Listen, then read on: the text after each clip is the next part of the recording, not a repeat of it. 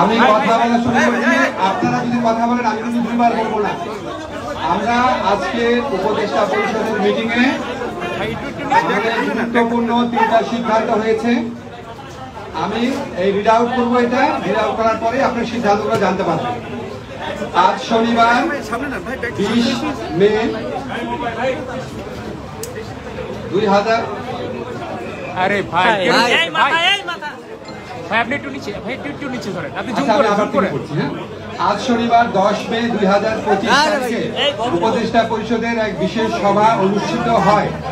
সভায় সংশোধনী অনুমোদিত হয়েছে।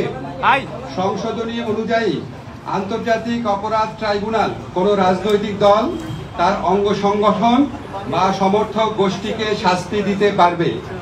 উপদেষ্টা পরিষদের বৈঠকে আন্তর্জাতিক অপরাধ ট্রাইব্যুনালে বাংলাদেশের আওয়ামী লীগ ও তার নেতাদের বিচার কার্য সম্পন্ন না হওয়া পর্যন্ত দেশের নিরাপত্তা ও সার্বভৌমত্ব রক্ষা, জুলাই আন্দোলনের নেতাকর্মীদের নিরাপত্তা এবং আন্তর্জাতিক অপরাধ ট্রাইব্যুনালের বাদী ও সাক্ষীদের সুরক্ষার জন্য সন্ত্রাস বিরোধী আইনের অধীনে সাইবার স্পেস সহ আওয়ামী লীগের যাবতীয় কার্যক্রম নিষিদ্ধ করার সিদ্ধান্ত গ্রহণ করা হয়েছে।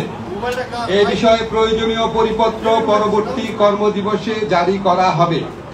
এর পাশাপাশি আজকের উপদেষ্টা পরিষদের বৈঠকে জুলাই ঘোষণাপত্র আগামী 30 কার্যদিবসের মধ্যে চূড়ান্ত করে প্রকাশ করার সিদ্ধান্ত গৃহীত হয়েছে। ধন্যবাদ।